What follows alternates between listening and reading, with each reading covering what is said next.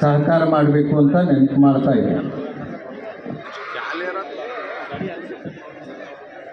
ವಿಜಯಪುರ ನಗರದ ಶಾಲಾ ಪಥಸಂಚಲನೆ ಆಗಿರಬಹುದು, ನಮ್ಮ ಸಾಂಸ್ಕೃತಿಕ ಕಾರ್ಯಕ್ರಮಗಳಾಗಿರ್ಬೋದು, ವಿವಿಧ ಕ್ಷೇತ್ರದಲ್ಲಿ ಕ್ರೀಡಾ ಕ್ಷೇತ್ರ ಆಗಿರ್ಬೋದು, ಇನ್ನುಳಿದ ಕ್ಷೇತ್ರದಲ್ಲಿ ಸಾಧನೆಯನ್ನು ಮಾಡಿರ್ತಕ್ಕಂಥ ಈ ಅಭೂತಪೂರ್ವವಾದ ಕಾರ್ಯಕ್ರಮಕ್ಕೆ ಮತ್ತೊಮ್ಮೆ ಹಾರ್ದಿಕವಾಗಿ ಸ್ವಾಗತವನ್ನು ಕೋರ್ತಾ ಇದ್ದೇನೆ. ಈಗಾಗಲೇ ಕಾರ್ಯಕ್ರಮದ ಪಟ್ಟಿಯಂತೆ ಮಾನ್ಯ ಜಿಲ್ಲಾ ಉಸ್ತುವಾರಿ ಸಚಿವರು ಆಗಮಿಸಿದ್ದಾರೆ.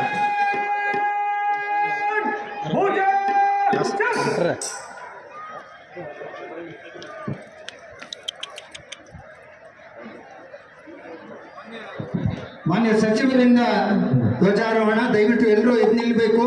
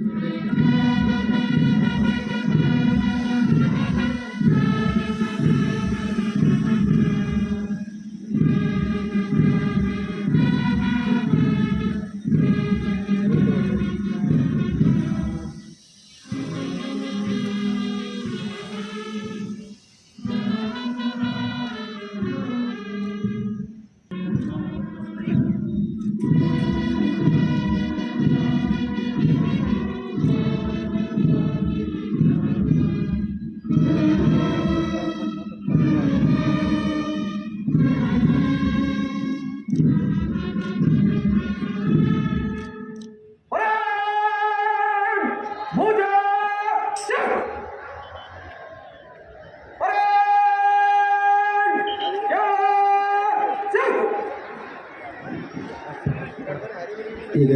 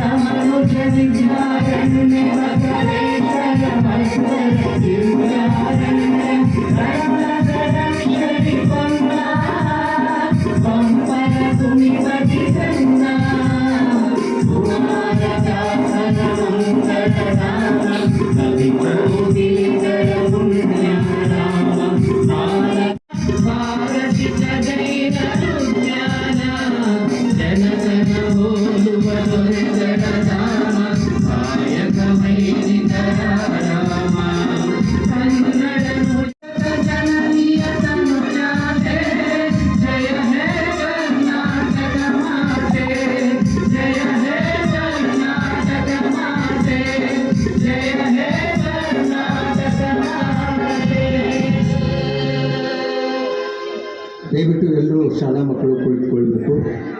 ಧನ್ಯವಾದಗಳು. ಪರಿವೀಕ್ಷಣೆಗೆ parade commander Shri Sadashiv R Vananjkar, RPI DR Vijayapura ಅನುಮತಿಯನ್ನ ಕೇಳಲಿಕ್ಕೆ ವೇದಿಕೆಯ ಮುಂಭಾಗದಲ್ಲಿ.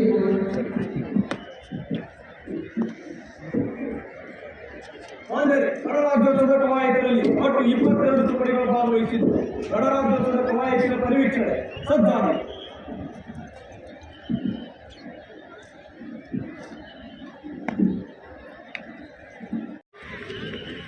ಬಿಳಿಯ ಬಣ್ಣದ ತೆರೆದ ವಾಹನ ಜಿಲ್ಲೆಯ ಉಸ್ತುವಾರಿ ಸಚಿವರು ಡಾಕ್ಟರ್ MB ಪಾಟೀಲ್ ಮತ್ತು ಮಧ್ಯಮ ಕೈಗಾರಿಕೆ ಡಾಕ್ಟರ್ MB ಪಾಟೀಲ್. ಡಾಕ್ಟರ್ ಸಂಚಲನ ತಂಡದ ವೀಕ್ಷಣೆ.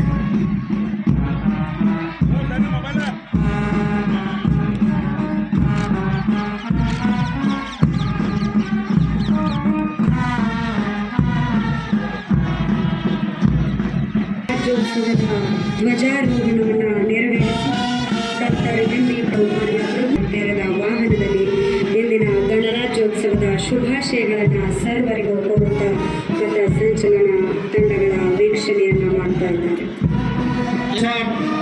Hitachi, ಲೂಲೋ group, Hewlett PCARD, Honeywell, ಐನಾಕ್ ನಮ್ಮ ನಾಡಿನಲ್ಲಿ ತಲೆ ಎತ್ತಲಿವೆ.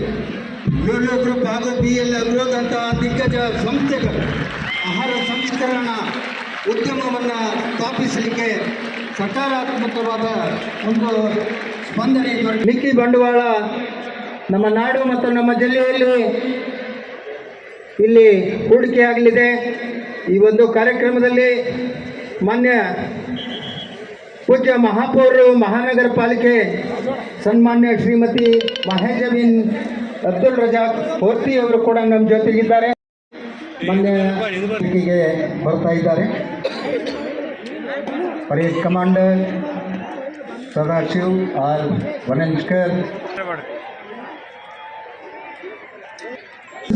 ಅನುಮತಿಯನ್ನು ಪಡೆದುಕೊಂಡಿದ್ದಾರೆ. ಇವತ್ತಿನ ಗೌರವಾನ್ವಿತ ಅತಿಥಿಗಳು ಅದಕ್ಕೆ ಒಪ್ಪಿಗೆಯನ್ನು ರಮೇಶ್ ಚಂದ್ ಜಿಗ್ಜಂಗಿ ಸಾಹೇಬ್ರವರು, ಮಾನ್ಯ ಸಂಸದರು ಲೋಕಸಭೆ ವಿಜಯಪುರ ಅವರು ಕೂಡ ಆಗಮಿಸಿದ್ದಾರೆ. ಸನ್ಮಾನ್ಯ ಶ್ರೀ ರಮೇಶ್ ಜಿಗ್ಜಂಗಿ ಸಾಹೇಬರು.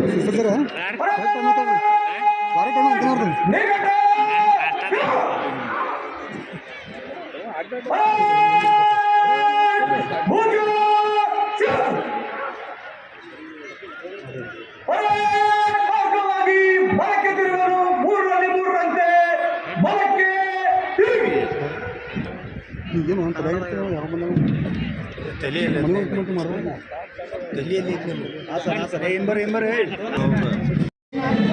SS ಕೇಶಾಪುರ ARSI ಅವರ ನೇತೃತ್ವದಲ್ಲಿ ನಾಗರಿಕ ಪೊಲೀಸ್ ಪಡೆಯ ಗೌರವ ವಂದನೆಯ ತಮ್ಮ ತಂಡದ ಜೊತೆಗೆ RM ಪೂಜಾರಿ PSI ಗೌರಗುಮಾರ್ ಪೊಲೀಸ್ ಠಾಣೆ, ಗೃಹ ರಕ್ಷಕ ದಳ ಶ್ರೀಮತಿ ಕೌಸರ್ ಬಿ ಇನಾಮದಾರ್, ಅರಣ್ಯ ಇಲಾಖೆ ಅಶೋಕ್ ಲಾಲ್ಸಂಗಿ DRFO,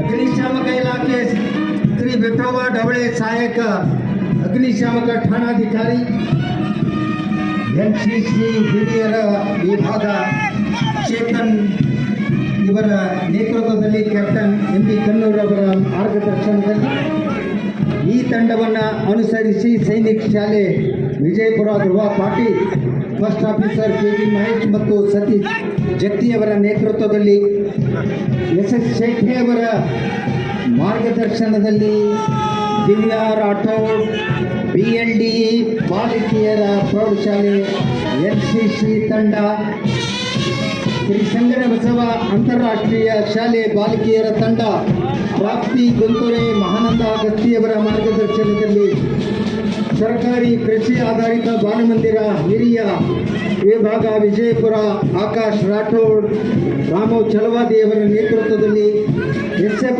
ಚೌಹಾಣ್ ಮಾರ್ಗದರ್ಶನದಲ್ಲಿ ಸಾಕ್ಷಿ ಹೊಸಮನಿ ಮಹಾತ್ಮ ಗಾಂಧಿ ಪ್ರೌಢಶಾಲೆ ವಿಜಯಪುರ.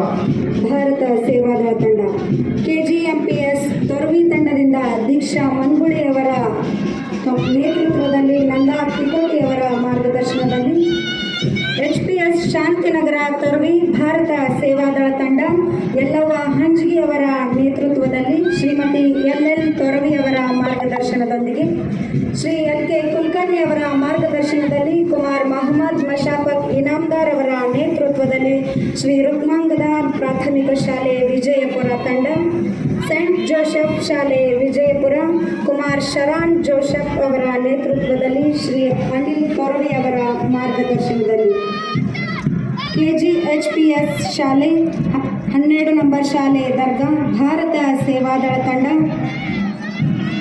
ಕುಮಾರಿ ಅರ್ಪಿತಾ ಯಾದವಾಡ್ ಇವರ ನೇತೃತ್ವದೊಂದಿಗೆ ಶ್ರೀಮತಿ MM ತೆಲಗಿ ಅವರ ಮಾರ್ಗದರ್ಶನದೊಂದಿಗೆ ಶ್ರೀಯುತ SS ನಾಯಕ್ ಅವರ ಮಾರ್ಗದರ್ಶನದಲ್ಲಿ ಕುಮಾರಿ ತನುಶ್ರೀ ಪೂಜಾರಿ ಅವರ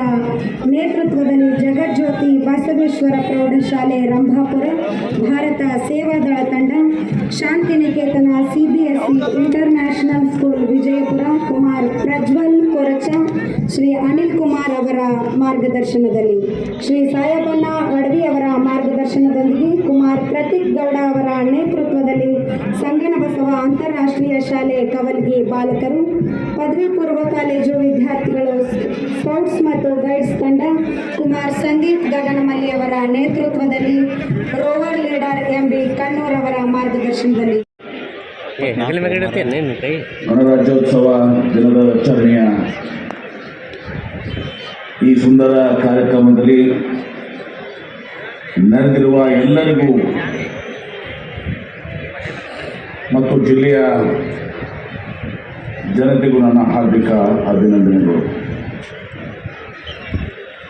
ಧ್ವನಿ ಇಲ್ಲದ ದಮನಿತರಿಗೆ ದಾರಿದೀಪವಾದಂಥ ದಾಸ್ಯ ವಿಮೋಚಕ, ಸಮಾಜ ಪರಿವರ್ತಕ, ವಿಶ್ವವಿಖ್ಯಾತ ಜ್ಞಾನದ ಕಣಜ, ಸಂವಿಧಾನ ಶಿಲ್ಪಿ, ಭಾರತ ರತ್ನ ಡಾಕ್ಟರ್ ಬಾಬಾ ಸಾಹೇಬ್ ಆರ್ ಅಂಬೇಡ್ಕರ್ ಅವರ ಆಶಯದಂತೆ ಪ್ರಜಾಪ್ರಭುತ್ವ ಅಂದರೆ democracy is not merely a form of government. It's primarily a mode of associated living, of conjoint communicated experience. It's essentially an attitude of respect and reverence towards our fellow men.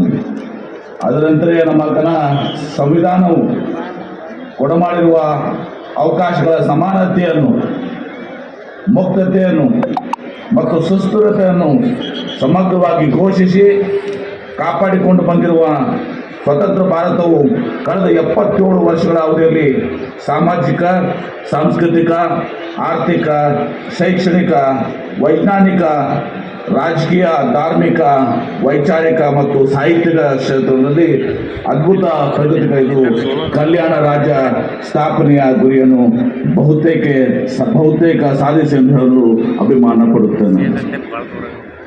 ಭಾರತದ ಗಣತಂತ್ರ ವ್ಯವಸ್ಥೆಯ ಮೂಲಾಧಾರ ಆಗಿರುವ ನಮ್ಮ ಸಂವಿಧಾನದ ರಚನೆಗೆ ಶ್ರಮಿಸಿದಂಥ doctor Babu Rajendra Prasad, Pandit Jawaharlal Nehru, Sardar Vallabhbhai Patel, Subhash Chandra Bose, Abdul Kalam Azad, Vijayalakshmi Pandit, Sarojini Naidu, Sucheta Kripalani, ಕನ್ನಡಿಗ Benegal Narasimharao, Shrimati Hans Mehta, Shrimati Rajkumar Amrit Kaur, TT Krishnamachari, Alladi Krishnaswami Iyer, TM Munshi, Gopal Swami Ayyangar, Govind Vallabh Pant, Abdul Ghaffar Khan, HN Kunju, HS Gaur, KV Zafrulla Khan, doctor Sachchidananda Sinha, Liaquat Ali Khan, sir Firoz Khan ನೂನ್, ಸೋಬತಿ ಮತ್ತು ಖ್ವಾಜಾ ನಜೀಮುದ್ದೀನ್ ಮುಂತಾದವರ ಅನನ್ಯ ಕೊಡುಗೆಯನ್ನು ಸ್ಮರಿಸುತ್ತಾ ಈ ವೇದಿಕೆಯ ಮೂಲಕ ಅವರೆಲ್ಲರಿಗೂ ಗೌರವವನ್ನು ಅರ್ಪಿಸುತ್ತೇನೆ. ರಾಷ್ಟ್ರಪಿತ ಮಹಾತ್ಮ ಗಾಂಧೀಜಿಯವರ ಗ್ರಾಮ ಸ್ವರಾಜ್ಯದ ಕಲ್ಪನೆಯ ಅನುಸಾರ ಭಾರತವನ್ನು ಸ್ವತಂತ್ರ ಗಣರಾಜ್ಯವನ್ನಾಗಿ ಕಟ್ಟಿ ಮುನ್ನಡೆಸಿದ ವೈಜ್ಞಾನಿಕ ಕ್ರಾಂತಿಯ ರೂವಾರಿ ಜವಾಹರ್ಲಾಲ್ ನೆಹರು, ಹಸಿರು ಕ್ರಾಂತಿ ಹರಿಕಾರ ಲಾಲ್ ಬಹದ್ದೂರ್ ಶಾಸ್ತ್ರಿ, ಉಳುವವನಿಗೆ ಭೂಮಿ ನೀಡಿ ಕೆಲವೇ ಜನರ ಕೈಲಿದ್ದಂಥ ಕ್ರೋಢೀಕೃತವಾಗಿದ್ದ ಸಂಪತ್ತನ್ನು ರಾಷ್ಟ್ರೀಯ ಸಂಪತ್ತೆಂದು ಕಾರ್ಯಕ್ಕೆ ತಂದಂಥ ಇಂದಿರಾ ಗಾಂಧಿಯವರು, ಆಧುನಿಕ ಭಾರತ ಅವಕಾಶ ಒದಗಿಸಿದಂಥ ರಾಜೀವ್ ಗಾಂಧಿ, ಜಾಗತಿಕ ಭಾರತವನ್ನು ಗಟ್ಟಿಗೊಳಿಸಿದಂಥ PV ನರಸಿಂಹರಾವ್, ಮನಮೋಹನ್ ಸಿಂಗ್, ರಸ್ತೆ ಸಂಪರ್ಕ ಕ್ರಾಂತಿಯನ್ನು ಮಾಡಿದ ಅಜಾತಶತ್ರು ಅಟಲ್ ಬಿಹಾರಿ ವಾಜಪೇಯಿ ಅವರ ಸೇವೆಯನ್ನು ಸಂದರ್ಭದಲ್ಲಿ ಸ್ಮರಿಸುತ್ತೇನೆ. ನಾವು ಒಂದು ಸುವ್ಯವಸ್ಥಿತ ಗಣರಾಜ್ಯವಾಗಿ ಹೊರಹೊಮ್ಮಿದ್ದಕ್ಕೆ ಈಗ ಅಮೃತ ಮಹೋತ್ಸವದ ಸಂಭ್ರಮವಿದೆ. ಇದಕ್ಕೆ ಪೂರಕವಾಗಿ ಇವತ್ತು ರಾಜ್ಯದಲ್ಲೂ ಸಂವಿಧಾನ ಜಾಗೃತಿ ಯಾತ್ರವನ್ನು ನಡೆಸಲಾಗಿದೆ. ಅದರಂತೆ ನಮ್ಮ ವಿಜಯಪುರ ಜಿಲ್ಲೆಯಲ್ಲೂ 2 ಸ್ತಬ್ಧ ಚಿತ್ರಗಳಂದರೆ ವಿಜಯಪುರ ಮತ್ತು ಇಂಡಿ ಉಪವಿಭಾಗದಲ್ಲಿ 2 ಪ್ರತ್ಯೇಕ ಜಾಥಾ ನಡೆಸಲಾಗಿದೆ. ಮಾನ್ಯ ಶ್ರೀ ಸಿದ್ದರಾಮಯ್ಯ ನೇತೃತ್ವದ ಸರ್ಕಾರವು ನುಡಿದಂತೆ ಮತ್ತು ಸಂವಿಧಾನಕ್ಕೆ ತಕ್ಕಂತೆ ಬಸವಣ್ಣವರ ಆಶಯಗಳಿಗೆ ತಕ್ಕಂತೆ ನಡೆಯುತ್ತಿದೆ. ನಾವು ಕೊಟ್ಟ ಮಾತಿನಂತೆ 5 ಗ್ಯಾರಂಟಿಗಳನ್ನ ಜಾರಿಗೆ ತಂದಿದ್ದೇವೆ. ಇವುಗಳಲ್ಲಿ ಪೈಕಿ ಇತ್ತೀಚೆಗೆ ಜಾರಿಗೊಳಿಸಲಾದಂಥ ಯುವ ನಿಧಿ ಯೋಜನೆ ಜಿಲ್ಲೆಯಿಂದ ಈಗಾಗಲೇ ಸುಮಾರು 4,300ಕ್ಕೂ ಹೆಚ್ಚು ಅರ್ಹ ಯುವಜನರು ಅರ್ಜಿ ಸಲ್ಲಿಸಿದ್ದು ಅವರಿಗೆ ಡಿಬಿಟಿ ವ್ಯವಸ್ಥೆಯಡಿ 2 ವರ್ಷಗಳ ಕಾಲ ಆರ್ಥಿಕ ನೆರವು ಸಿಗಲಿದೆ. ನಾಡು ಕಂಡ ನಿಜವಾದ ಧರ್ಮ ಮತ್ತು ಸಮಾಜ ಸುಧಾರಕ 12ನೇ ಶತಮಾನದ ಸಂತ ಬಸವಣ್ಣ ಅವರನ್ನ ನಮ್ಮ ಸರ್ಕಾರವು ಇತ್ತೀಚೆಗೆ ಕರ್ನಾಟಕದ ಸಾಂಸ್ಕೃತಿಕ ನಾಯಕ ಎಂದು ಘೋಷಿಸಿರುವುದು ನಿಮ್ಮೆಲ್ಲರಿಗೂ ಗೊತ್ತಿದೆ. ಇದರಿಂದಾಗಿ ವಿಶೇಷವಾಗಿ ಅಭಿಜಿತ ವಿಜಯಪುರ ಜಿಲ್ಲೆಗೆ ಹೆಮ್ಮೆ ತಂದಿದೆ. ನಾನು ಸಚಿವನಾಗಿ ಅಧಿಕಾರ ವಹಿಸಿದ ಕಳೆದ 8 ತಿಂಗಳಲ್ಲಿ ವಿಜಯಪುರ ಜಿಲ್ಲೆಯ ಅಭಿವೃದ್ಧಿಯ ವೇಗವನ್ನು ಪಡೆದುಕೊಂಡಿದೆ. ಮುಖ್ಯವಾಗಿ ಇಲ್ಲಿ ನಿರ್ಮಿಸಲಾಗುತ್ತಂತಹ ಸುಜಿತ ವಿಮಾನದ ನಿಲ್ದಾಣ ಕಾಮಗಾರಿಯನ್ನು ಮುಕ್ತಾಯ ಹಂತಕ್ಕೆ ಬಂದಿದ್ದು, ಇದರ ಉದ್ಘಾಟನೆ ಇನ್ನೂ ಕೆಲವೇ ತಿಂಗಳಲ್ಲಿ ನಡೆದಿದೆ. ಈ ವಿಮಾನ ನಿಲ್ದಾಣವು ಕಿತ್ತೂರು ಮತ್ತು ಕಲ್ಯಾಣ ಕರ್ನಾಟಕಗಳ ಅಭಿವೃದ್ಧಿಗೆ ಹೊಸ ಮುನ್ನಡೆ ಬರಲಿದೆ. ಇದರಿಂದ ಈ ಭಾಗದ ರೈತರು ದ್ರಾಕ್ಷಿ ಸೇರಿದಂತೆ ತಮ್ಮ ಹಲವು ಬೆಳೆಗಳನ್ನ ದೇಶದ ನಾನಾ ಭಾಗಗಳಿಗೆ ರವಾನಿಸಲು ಇದು ಹಬ್ಬ ಆಗಲಿದೆ. ಜೊತೆಗೆ ಜಿಲ್ಲೆಯ ಶೈಕ್ಷಣಿಕ, ಕೈಗಾರಿಕಾ ಮತ್ತು ಆರ್ಥಿಕ ಪ್ರಗತಿಗಳಿಗೆ ಈ ವಿಮಾನವು ಸೋಪಾನವಾಗಲಿದೆ ಅನ್ನೋದರಲ್ಲಿ ಯಾವ ಸಂಶಯವೂ ಕೂಡ ಇಲ್ಲ. ನನ್ನ ನೇತೃತ್ವದಲ್ಲಿ ನಿಯೋಗವು 2023 ಸೆಪ್ಟೆಂಬರ್ ಅಕ್ಟೋಬರ್ ತಿಂಗಳಲ್ಲಿ ಅಮೆರಿಕಕ್ಕೆ ತೆರಳಿ ಜಾಗತಿಕ ಮಟ್ಟದ ಹಲವು ಕಂಪನಿಗಳಿಂದ ಮಹತ್ವದ ಮಾತುಗಳನ್ನು ನಡೆಸಿದೆ. ಇದರಿಂದಾಗಿ ಕರ್ನಾಟಕಕ್ಕೆ 24,000 ಕೋಟಿ ರೂಪಾಯಿ ಆದಾಯ ಹರಿದು ಬರುವುದು ನಿಶ್ಚಲವಾಗಿದೆ. ಇದರಲ್ಲಿ 8,500 ಕೋಟಿ ಬಂಡವಾಳ ಹೂಡಿಕೆ ಕಂಪನಿಗಳು ಈಗಾಗಲೇ ಕಾರ್ಯಾರಂಭ ಮಾಡಿವೆ.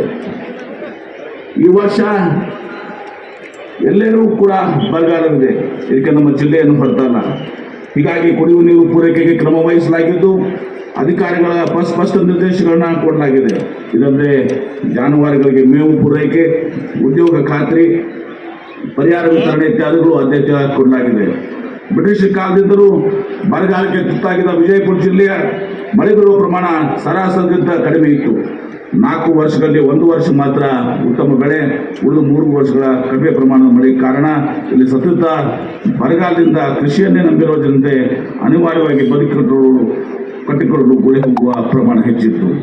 ಜಿಲ್ಲೆಯ ಬರಗಾಲ ನಿವಾರಣೆಗೆ ಹಿಂದೆ ನಾನು ಜಲಸಂಪನ್ಮೂಲ ಹಾಗೂ ವಿಜಯಪುರ ಜಿಲ್ಲಾ ಸಚಿವನಾಗಿ 2013ರಿಂದ 2018ರ ಅವಧಿಯಲ್ಲಿ ವಿಜಯಪುರ ಜಿಲ್ಲೆಗೆ ಸದ್ಬಳಕೆಗೆ 100 TMC ನೀರು ನಿಗದಿಪಡಿಸಿ ಕೃಷ್ಣಾ ನ್ಯಾಯಾಧಿಕರಣದ ಅಂತಿಮ ಅಧಿಸೂಚನೆ ಮುಂಚಿತವಾಗಿ ಅಗತ್ಯ ಕ್ರಮಗಳನ್ನು ಒದಗಿಸಿ ತಾತ್ಕಾಲಿಕವಾಗಿ ನೀರು ಅವಕಾಶ ಮಾಡಲಾಗಿದೆ. ಮುಳವಾಡ, ಚಿಂಬಲ್ಗಿ, ತುಳಸಿ ಬಬಲೇಶ್ವರ ಸೇರಿದಂತೆ 10 ವಿವಿಧ ಯೋಜನೆಗಳ ಕಾಮಗಾರಿಗಳನ್ನ ಉದ್ಯೋಗದಾಯಲ್ಲಿ ಪೂರ್ಣಗೊಳಿಸಿ ಮುಖ್ಯ ಕಾಲುವೆಗಳಿಗೆ ನೀರು ಹರಿಸಿ ಕೆರೆಗಳನ್ನ ತುಂಬಿಸುವುದರಿಂದ ಜಿಲ್ಲೆಯ ಜನತೆ ಸದ್ಯ ಬರಗಾಲದಿರುವ ನಮ್ಮದಿದ್ದು ಇಂದು ಗುಳೆಯ ಪ್ರಮಾಣ ಗಣನೀಯವಾಗಿ ಕುಸಿದಿದೆ.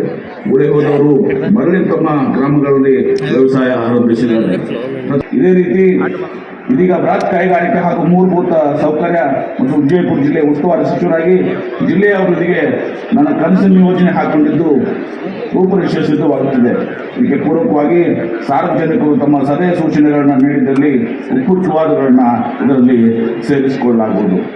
ವಿಜಯಪುರದ ಜಿಲ್ಲೆಯ ಸಮಗ್ರ ಅಭಿವೃದ್ಧಿ ಯೋಜನೆ, ವಿಜಯಪುರದ ಪಾರಂಪರಿಕ ಸ್ಥಳಗಳ ರಕ್ಷಣೆ, ಪ್ರವಾಸಿ ಸ್ಥಾನಗಳಾಗಿ ಅಭಿವೃದ್ಧಿಪಡಿಸುವಿಕೆ ಹಾಗೂ ಯುನೆಸ್ಕೋ ಹೆರಿಟೇಜ್ ಸೈಟ್ನಲ್ಲಿ ಸೇರ್ಪಡಿಸಿಕೊಳ್ಳಲು ತೆಲಂಗಾಣ ಮಾದರಿಯಲ್ಲಿ ಸರ್ಕಾರದ ಮುಖ್ಯ ಕಾರ್ಯದರ್ಶಿ ಜಿಲ್ಲಾಧಿಕಾರಿಗಳ ನೇತೃತ್ವದ ಸಮಿತಿ ರಚನೆ, ಐತಿಹಾಸಿಕ ಕೋಟೆ ಗೋಡೆಗಳು ಮತ್ತು ಸುತ್ತಲ ಸ್ಥಳಗಳ ಅಭಿವೃದ್ಧಿ, ನಗರದ ಸಂಚಾರ ದಟ್ಟಣೆಯ ತಡೆಯಲು ಫ್ಲೈಓವರ್ ನಿರ್ಮಾಣ, ಬಸ್ಸುಗಳ ಸಂಚಾರಕ್ಕೆ ಪ್ರತ್ಯೇಕ ದಾರಿ ಲೈನ್ ನಿರ್ಮಾಣ, ನಗರದ ಮಾರುಕಟ್ಟೆ ದಕ್ಷಿಣದಲ್ಲಿ ಸ್ಥಳದಲ್ಲಿ ವಾಹನಗಳಿಗೆ ಬಹುಮಹಡಿ ಮಹಡಿ ಕಟ್ಟಡ ನಿರ್ಮಿಸಲಾಗುವುದು. ವಿಜಯಪುರದಲ್ಲಿ ಅಂತಾರಾಷ್ಟ್ರೀಯ ಮಟ್ಟದ ವಿವಿಧ ಕ್ರೀಡಾಂಗಣ ನಿರ್ಮಾಣ, ಸೈಕ್ಲಿಂಗ್ ವೆಲೋಡ್ರೋಮಾ ಹಾಗೂ ಸೈಕ್ಲಿಂಗ್ ಹಾಸ್ಟೆಲ್ ಉನ್ನತೀಕರಣ, ಇದರ ಜೊತೆಗೆ ಸೈಕ್ಲಿಂಗ್ ಫೆಡರೇಷನ್ ಆಫ್ ಇಂಡಿಯಾ ಸಹಯೋಗದಲ್ಲಿ ವಿಜಯಪುರದಲ್ಲಿ ರಾಷ್ಟ್ರೀಯ ಮಟ್ಟದ ಸೈಕ್ಲಿಂಗ್ ಅಕಾಡೆಮಿಯನ್ನು ಆರಂಭಿಸಲಾಗುವುದು. ವಿಜಯಪುರದಲ್ಲಿ ವಿಮಾನಯಾನ ತರಬೇತಿ ಸಂಸ್ಥೆ ಪ್ರಾರಂಭಿಸುವುದು, ವಿಜಯಪುರದಲ್ಲಿ ಕೃಷಿ ಕಲ್ಯಾಣ ಅಭಿಯಾನ ಯೋಜನೆ, ಕೃಷಿ ಮತ್ತು ತೋಟಗಾರಿಕಾ ರೈತರಿಗೆ ಉತ್ತೇಜನ ಹಾಗೂ ಸೌಲಭ್ಯಗಳನ್ನು ಒದಗಿಸುವುದು, ಹೈನುಗಾರಿಕೆ ಉತ್ತೇಜನ ನೀಡುವುದು ಮತ್ತು ಹೈನುಗಾರಿಕೆ ಸಂಸ್ಥೆ ಆರಂಭಿಸುವಂಥದ್ದು, ಸಾರ್ವಜನಿಕ ಶಾಲಾ ಶಿಕ್ಷಣ ಗುಣಮಟ್ಟ ಹೆಚ್ಚಿಸುವುದು, ಖಾಸಗಿ ಸಹಯೋಗದಲ್ಲಿ ಉತ್ಕೃಷ್ಟ ದರ್ಜೆಯ ಬಿಸಿಯೂಟ ಒದಗಿಸುವುದು. ವಿಜಯಪುರ ನಗರ ಹಾಗೂ ಪಟ್ಟಣದಲ್ಲಿ ಅತ್ಯುತ್ತಮ ಸಾರ್ವಜನಿಕ ಶೌಚಾಲಯಗಳ ನಿರ್ಮಾಣ, ಜಿಲ್ಲೆಯ ಆರೋಗ್ಯ ವ್ಯವಸ್ಥೆ ಸುಧಾರಣೆಗೆ ಜಿಲ್ಲಾ ಆಸ್ಪತ್ರೆ, ತಾಲೂಕು ಆಸ್ಪತ್ರೆಗಳ ಆಧುನೀಕರಣ ಮತ್ತು ಗ್ರಾಮೀಣ ವೈದ್ಯಕೀಯ ಸೇವೆಗೆ ಒತ್ತನ್ನು ನೀಡಲಾಗುವುದು. ಆಯುಷ್ ಪದ್ಧತಿ, ನಿಸರ್ಗ ಚಿಕಿತ್ಸೆಗೆ ಪ್ರೋತ್ಸಾಹ ನೀಡಲಾಗುವುದು. ನಗರ ಹಾಗೂ ಪಟ್ಟಣದಲ್ಲಿ ಉಚಿತ ವೈಫೈ ವ್ಯವಸ್ಥೆ ಹಾಗೂ ಕ್ರೀಡಾ ಸೌಲಭ್ಯ ಒದಗಿಸುವಂಥದ್ದು. ಸಮುದಾಯ ರೇಡಿಯೋ ಕೇಂದ್ರಗಳ ನಿರ್ಮಾಣ ಮಾಡುವುದು, ತ್ಯಾಜ್ಯ ಸಂಸ್ಕರಣಾ ಘಟಕಗಳ ಸುಧಾರಣೆ ಮಾಡುವಂಥದ್ದು, ಮೀನುಗಾರಿಕೆ ಕಾಲೇಜ್ ಹಾಗೂ ಬೃಹತ್ ಮೀನು ಸಂಗ್ರಹದ ಪ್ರಾರಂಭಿಸುವಂಥದ್ದು.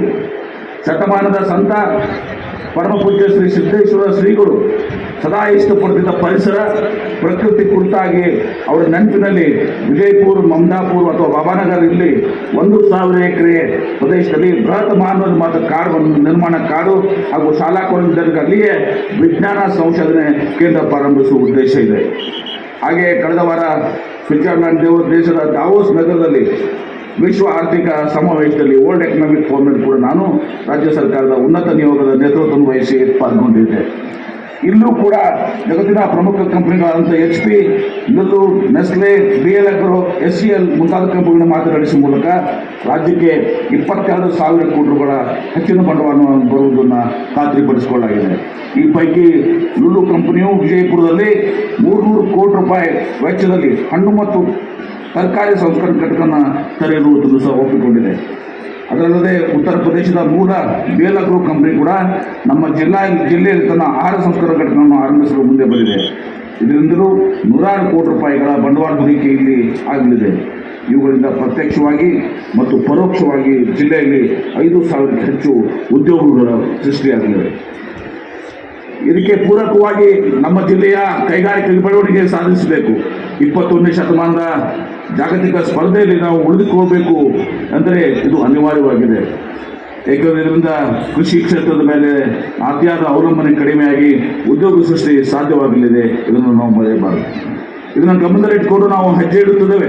ಇದು ಪರಿಣಾಮವಾಗಿ ಪ್ರಸ್ತುತ ಸಾಲಿನಲ್ಲಿ 1,452 ಕೈಗಾರಿಕೆಗಳ ಜಿಲ್ಲೆಯಲ್ಲಿ 122 ಕೋಟಿ ರೂಪಾಯಿಗಳ ಹೆಚ್ಚು ಬಂಡವಾಳ ಹೂಡಿದ್ದು 14,520 ಉದ್ಯೋಗಗಳಿಂದ ಸೃಷ್ಟಿಯಾಗಿವೆ. ಹಾಗೆಯೇ ಜಿಲ್ಲೆಯಲ್ಲಿ 3,239 ಎಕರೆ ವಿಸ್ತೀರ್ಣದಲ್ಲಿ ಕೈಗಾರಿಕಾ ಪ್ರದೇಶಗಳನ್ನು ಅಭಿವೃದ್ಧಿಪಡಿಸಲಾಗಿದೆ. ಈ ಪೈಕಿ ಕೋಲಾರ ತಾಲೂಕಿನಲ್ಲಿ ಸುಮಾರು 245 ಕೋಟಿ ವೆಚ್ಚದಲ್ಲಿ 614 ಎಕರೆ ಇಂಡಸ್ಟ್ರಿ ಏರಿಯಾವನ್ನು ಸಜ್ಜುಗೊಳಿಸಲಾಗಿದೆ. ಇಲ್ಲಿ ಹೊಸ ಕೈಗಾರಿಕೆಗಳ ಸ್ಥಾಪನೆಗೆ 411 ನಿವೇಶಗಳು ಲಭ್ಯವಿದೆ. ಇದೇ ರೀತಿ ಜಿಲ್ಲೆಯ ಸಮತೋಲನ ಮತ್ತು ಸಮಗ್ರ ಅಭಿವೃದ್ಧಿಗಾಗಿ ಇಂಡಿ ತಾಲೂಕಿನ ಬೂದಿಯಾಳ ಮತ್ತು ಮುದ್ದೇಬ ತಾಲೂಕಿನ ಕ್ರಮವಾಗಿ 19 ಮತ್ತು 6 ಕೈಗಾರಿಕಾ ಪ್ರದೇಶ ಪ್ರಗತಿ ಇದೆ. ಅಲ್ಲದೆ ಜಿಲ್ಲೆಯ ಮುಳವಾಡ ಗ್ರಾಮದಲ್ಲಿ KIDBಯ ವಸತಿಗಳು 1,300 ಎಕರೆ ಜಾಗದಲ್ಲಿ ಉತ್ಪಾದನಾ ಕ್ಲಸ್ಟರ್ ಮ್ಯಾನುಫ್ಯಾಕ್ಚರಿಂಗ್ ಹಬ್ ಅನ್ನು ಸೃಷ್ಟಿಸಲಾಗುತ್ತಿದೆ. ಕಳೆದ ತಿಂಗಳು ನಡೆದಂಥ ವೃಕ್ಷೋತ್ಥಾನ ಹೆರಿಟೇಜ್ ರನ್ 2023 ಜಿಲ್ಲೆಯ ಮತ್ತು ವಿವಿಧ ರಾಜ್ಯಗಳಿಂದ 10,000ಕ್ಕೂ ಹೆಚ್ಚು ಕ್ರೀಡಾಸಕ್ತರು ನೋಂದಣಿ ಮಾಡಿ ವಿಜಯಪುರ ನಗರದಲ್ಲಿ ಐತಿಹಾಸಿಕ ಸ್ಮಾರಕಗಳ ಸಂರಕ್ಷಣೆಗೆ ಜನಜಾಗೃತಿ ಸ್ಮರಣೀಯ ಕಾರ್ಯಕ್ರಮ ಜರುಗಿತ್ತು.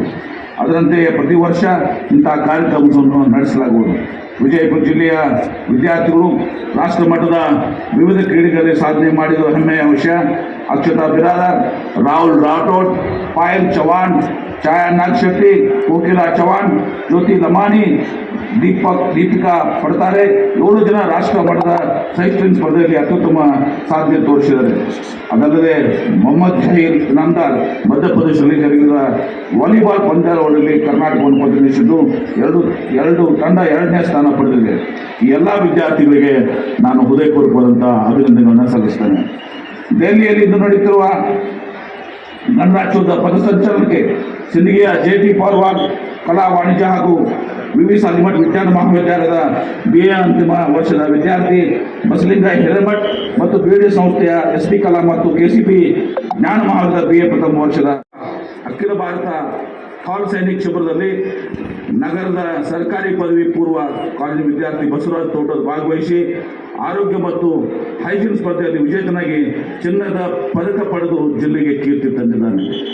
ನಮ್ಮ ಸರ್ಕಾರವು ಜನರ ಶ್ರೇಯಸ್ಸನ್ನು ಸಾಧಿಸಲು ಕಟಿಬದ್ಧವಾಗಿದೆ. ಎಲ್ಲರಿಗೂ ನೆಮ್ಮದಿಯ ಬದುಕನ್ನು ಕಲ್ಪಿಸಲು ಶ್ರಮಿಸುತ್ತಿದೆ. ಅಣ್ಣ ಬಸವಣ್ಣನವರು ಹಾಗೂ ಡಾಕ್ಟರ್ ಬಾಬಾ ಸಾಹೇಬ್ ಅಂಬೇಡ್ಕರ್ ಅವರು ಸರ್ವರಿಗೂ ಸಮಪಾಲು ಎಂಬಂತೆ ಸರ್ವೇ ಜನ ಸುಖಿನ ಭವಂತು ಎಂಬಂತೆ ಎಲ್ಲರೂ ನೆಮ್ಮದಿಯಿಂದ ಬಾಳುವ ನಾಡು ನಮ್ಮದಾಗಲಿ. ಜೈ ಹಿಂದ್, ಜೈ ಕರ್ನಾಟಕ.